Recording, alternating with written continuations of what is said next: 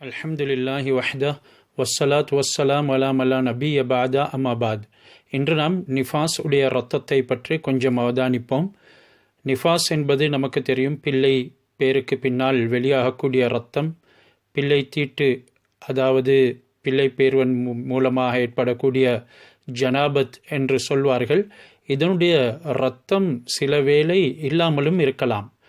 வெறுமனே ஒரு குழந்தை உலர்ந்த நிலைமையில் எந்தவிதமான ஈரலிப்பும் இல்லாமலும் பிறக்கலாம். என்றாலும் கூட இமாம்னா ஷாஃபி ரஹ்மத்துல்லாஹி அலைஹி அவர்கள் பரிசீலனை செய்து ஆராய்ச்சி செய்து கூறியதன் படிக்கு அகல்லு நிஃபாஸுடைய இரத்தத்தில் ஆக குறைந்த அளவு லஹ்லா, அதாவது ஒரு நொடி பொழுது. அந்த அளவுக்கு குறைந்த அளவு ஒரு நொடி பொழுதில் இரத்தம் முடிந்துவிடும். இவ்வாறு ஒரு நொடி பொழுதில் இரத்தம் முடிந்து விட்டாலும் சரிதான், ஓரிரு நாட்களுக்கு நின்று விட்டாலும் சரிதான், அது 40 நாளைக்கு பிறகு நின்றாலும் 60 நாள் வரைக்கும் அதனை எதிர்பார்த்து நின்றாலும், எந்த நேரத்தில் இரத்தம் நிற்கிறதோ அந்த நேரம் ஃபர்லான குளிப்புக்கு உண்டான நீயத்தை வைத்து குளித்து நாம் நம்முடைய வணக்க வழிபாடுகளை, தொழுகை போன்றவைகளை ஆரம்பிக்க வேண்டும்.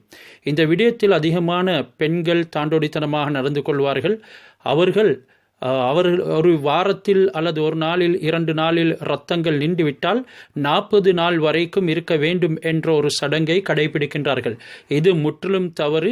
இதற்கு இவர்கள் குற்றம் பிடிக்கப்படுவார்கள். காரணம், ஆரம்பத்திலே சுத்தமாகி விட்டதின் காரணமாக இபாதத்துகளுக்கு அல்லாஹ் சுப்ஹானஹு வ தஆலா சந்தர்ப்பத்தை அமைத்தும் கூட இவர்கள் அதனை பேணுதல் கொள்ளாமல் விட்டுவிட்டதினால் குற்றத்துக்கு ஆளாக்கப்படுவார்கள் என்பதனையும் மறந்துவிடக்கூடாது.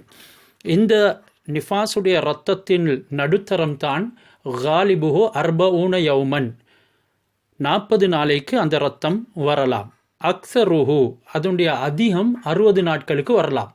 60 நாட்களையும் கடந்து இரத்தம் வரும் என்றிருந்தால் அதற்கு நாம் இஸ்திஹாலா உடைய இரத்தம் என்று சொல்லுவோம். இஸ்திஹாலா உடைய இரத்தத்தை நாம் நிஃபாஸில் மட்டும் அல்ல, பொதுவாக ஒரு பெண்ணுக்கு ஹைதுடைய இரத்தமும் மாதாந்தம் வரக்கூடிய அந்த மாதவிடாவுடைய இரத்தமும் 15 நாட்களை கடந்து விடும் என்றால் அவளுக்கு முஸ்தஹாலாக்காரி, பெரும்பாட்டுக்காரி, இஸ்திஹாலா உடைய பெண் என்று நாம் சொல்லுவோம். அந்த இஸ்திஹாலாவுடைய பெண் எந்த முறையில் நடந்து கொள்ள வேண்டும் என்ற சட்டத்தை பற்றி நாங்கள் பேசுவோம். இப்பொழுது ஒரு ஹதீஸை நாங்கள் அவதானிப்போம். அன் ஆயிஷா ரலியல்லாஹு அன்ஹா காலத் ஜாஅத் ஃபாத்திமத்து பின்து அபி ஹுபைஷ் இலன் நபி ஸல்லல்லாஹு அலைஹி வஸல்லம். ஹஸ்ரத் ஃபாத்திமா பின்த் அபி ஹுபைஷ் ரலியல்லாஹு தஆலா அன்ஹா என்ற சஹாபி பெண்மணி ஹஸ்ரத் ரசூலுல்லாஹி ஸல்லல்லாஹு அலைஹி வஸல்லம் அவரிடத்தில் ஃபகாலத் யா ரசூலல்லாஹ், கூறினார்கள், அல்லாஹ்வின் தூதரே, இன்னிம்ரஅத்துன் உஸ்தஹாது, நான் இஸ்திஹாலா உடைய இரத்தம் வலியும் பெண்ணாக இருக்கிறேன். ஃபலா அத்துஹுர், நான் சுத்தமாகிறேன் இல்ல. அஃப அத உஸ் சலாத்த, நான் தொழுகையை விட்டுவிடட்டுமா? ஃபகால் லா, ஹஸ்ரத் ரசூலுல்லா சொன்ன பதில், தொழுகையை விட்டுவிட வேண்டாம். இன்னமா ஜாலிக இர்குன் வலைஸ பிஹைதின், அந்த இரத்தம் வருவது உங்களுடைய கர்ப்பத்தின் ஆக தாழ்ந்த பகுதியில் ஒரு நரம்பின் உடைய டேமேஜின் காரணமாகத்தான், அது ஹைல் இல்லை. ஃபைதா அக்பலத் ஹைலத்துக்கி ஃபத இஸ் சலாத்த, உங்களுடைய ஹைலின் நாட்கள் வறுமையானால், ஹைலுடைய நாட்கள் பொதுவாக பெண்களுக்கு தெரியும், அதாவது ஆரம்பத்திலே நாம் சொன்னதன் பிரகாரம் 6 நாள், 7 நாள், 15 நாள் என்று வரும், அல்லது ஒரு நாள் உடைய ஹைலின் பெண்களும் இருக்கின்றார்கள். இந்த முறையில் ஹைல் அவர்களுக்கு வரக்கூடிய அந்த மாதத்தின் வளமை அவர்கள் அறிந்து வைத்திருக்கின்றார்கள். அவ்வாறு ஹைலை நீங்கள் கண்டுவிட்டால் தொழுகையை விட்டுவிடுங்கள்.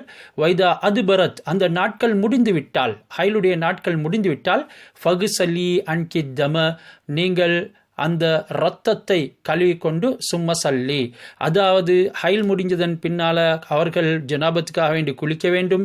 இப்போ இஸ்திஹாலாவுடைய பெண்மணியாக இருக்கிறதன் காரணமாகவும் அவளுக்கு ரத்தம் வந்து கொண்டே இருக்கும். இந்த நேரம் இவள் அந்த தொழுகைக்காக வேண்டி தன்னுடைய மறைவிடத்தை கழுவி கொண்டு அதற்குண்டான ஆயத்தங்கள், பேட்ஸ்களை அணிந்து கொண்டு உலுவம் செஞ்சு கொண்டு உடனே தொழ வேண்டும். இது முத்தஃபக் அலைஹியான புகாரி முஸ்லிம்ல ஒரே வார்த்தைகளை கொண்டு பதிவாக்கப்பட்ட ஹதீஸ். இப்பொழுது இந்த பிள்ளை பெயரின் காரணமாக நாட்கள் கடந்து 60 நாளையும் கடந்து இரத்தம் வலியக்கூடிய பெண் இவள் முபுத்ததியா முமையிசாவாக இருந்தாள். முபுத்ததியா முமையிசா என்றால் இவளுக்கு அந்த இரத்தத்தின் உடைய விவரங்கள் நல்லா தெரியும். அதாவது நிஃபாஸுடைய ரத்தம், ஹைலுடைய ரத்தம் இது தான் என்ற ஒரு அறிவு இருக்கின்றது. அதே போன்று இது ஹைல் அல்ல, நிஃபாஸ் அல்ல, அந்த நாட்களையும் கடந்து வரக்கூடிய ஒரு இரத்தம், இதனுடைய தன்மையும் வித்தியாசம், இதனுடைய நிறமும் வித்தியாசம் என்ற இந்த அறிவு இருக்கக்கூடிய பெண்மணியை இலத்தமீஸ், அதாவது அவளை அந்த அறிவின் பக்கமே திருப்பி நாங்கள் தீர்ப்பை வழங்குவோம். அதாவது அவளுக்கு கூறுவோம், நீங்கள் அதனுடைய தன்மையை விளங்கி இது நிஃபாஸ் இது ஹைல் என்று அறிந்து கொண்டு அந்த நாட்களில் தொழுகையை விடுவீர்கள். அது அல்லாத நாட்களில் வரக்கூடிய இரத்தத்தை அறிந்து வைத்திருக்கிறதன் காரணமாக முடிவெடுப்பீர்கள் இது ஹைலுடைய அல்லது நிஃபாசுடைய ரத்தம் அல்ல என்று. அப்படியான நாட்களில் நீங்கள் தொழுகையை கடைபிடிப்பீர்கள். மீண்டும் இரண்டாவது பெண்மணிதான் கைருல் முமையிசா, அதாவது எந்த விதமான அறிவும் அவளுக்கு கிடையாது. சில பெண்கள் அப்படி இருப்பார்கள், அவர்களுக்கு நிஃபாசுடைய ரத்தம், ஹைலுடைய ரத்தம், இஸ்திஹாலாவுடைய ரத்தம் என்ற எந்த விதமான பாகுபாடும் கிடையாது.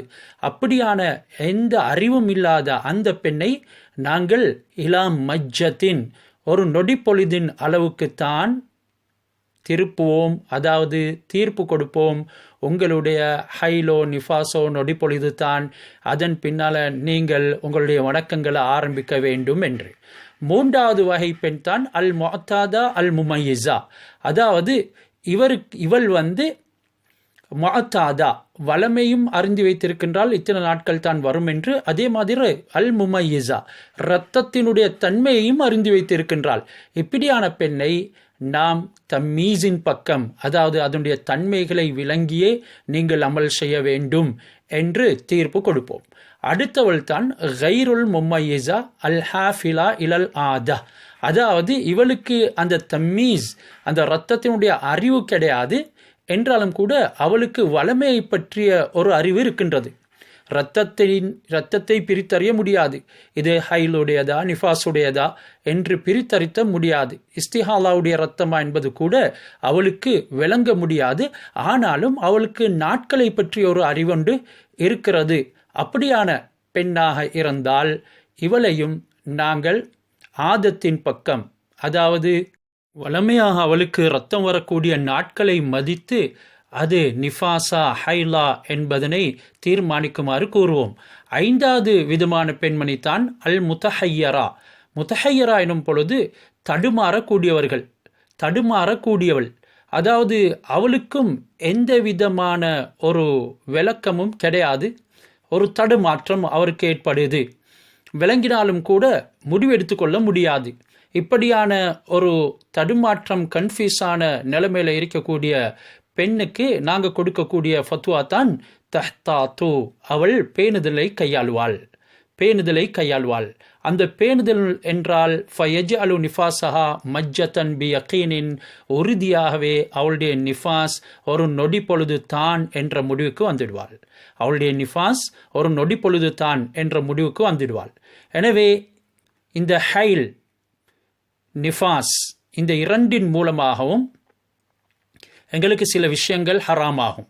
அந்த விடயங்களை விரிவாக இங்கே கூற தேவையில்லை என்று நான் நினைக்கின்றேன். ஜனாபத் ஏற்பட்டால் எதுவெல்லாம் செய்யக்கூடாதோ ஹராமோ அவைகள் எல்லாமே ஹைல் நிஃபாஸின் மூலமாகவும் ஹராமாகும். அதாவது தொழுவது மற்றும் நோன்பு நோட்பது, குரானை தொடுவது போன்று, மஸ்ஜிதிலே தங்குவது போன்ற அனைத்து விடயங்களும் இவளுக்கு ஹராமாகும். ஏன்? சஹீஹைன்லே, அதாவது புகாரி முஸ்லிம்லே ஹதீஸ் இது, அலைஸ இதா ஹாதத்தில் மர்அத்து லம் துஸல்லி வலம் தசும், ஒரு பெண்மணி அவள் ஹைலாகினால் தொழவும் கூடாது, நோன்பு பிடிக்கவும் கூடாது என்ற ஹதீஸ் தெளிவாகவே வந்திருக்கின்றது. எனவே இந்த தொழுகையை கலா செய்ய வேண்டிய அவசியம் கிடையாது. அல்லாஹ் அதனை பெண்களுக்கு ஒரு சலுகையாக வழங்கியிருக்கின்றான். இதனால தான் அவர்களுடைய வணக்க வழிபாடுகளில் பலகீனமும் இருக்கின்றது என்று கூறப்படுகின்றது.